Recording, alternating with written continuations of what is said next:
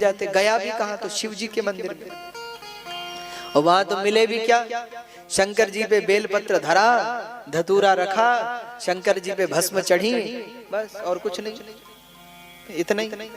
हमारे महादेव तो ऐसे रहते हैं ना, बिल्कुल। तो चोर मन में विचार करने लगा कि अरे यहाँ से तो चुराए भी क्या, यहाँ तो कुछ है भी नहीं, क्या करें। तो चोर सोचने लगा, और सोचते हुए जब उसने ऊपर देखा तो उसकी नजर पड़ी शंकर जी के शिवलिंग के ऊपर एक जलहरी, वो जल का पात्र लगा हुआ था, जल का पात्र लगा रहता है ना, जल कलश, तो उससे बूंद बूंद पानी की टपक रही थी शंकर जी। तो जैसे ही उसके जल पात्र पर दृष्टि गई, उसने कहा एक काम करते हैं, इसी को चुरा लेते, कुछ ना सही से कुछ सही। तो बड़ी कोशिश की उसने, दोनों हाथ ऐसे उठाए, लेकिन पुजारी जी और चतुर थे, पुजारी जी खूब ऊपर बांध करके गए थे उसको, जल पात्र को। तो पंजों के बल भी खड़ा हो गया, फिर भी कोशिश करे तो हाथ न पहुंचे, निकले नहीं महाराज, क्या करें।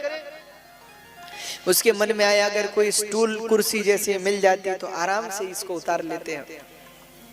तभी उसकी नजर पड़ी शिवलिंग पे,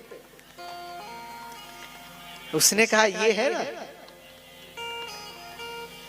तो वो तो चढ़ गया शिव जी पे।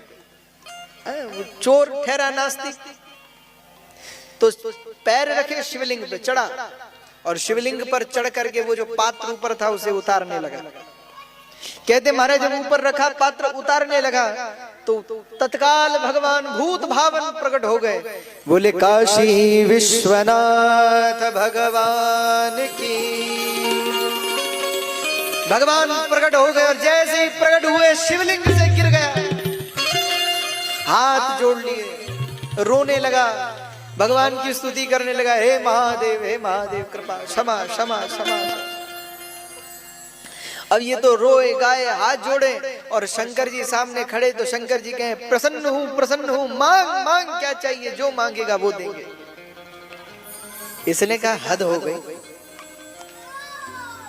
तो भगवान शंकर, उसको तो लगा ये बोल क्या रहे, ध्यान से सुना तो शंकर जी कह रहे मांग मांग मैं प्रसन्न हूं, जो मांगेगा वो देंगे। तो शंकर जी ने कहा, चोर ने सोचा कि ये बोल क्या रहे, मांग।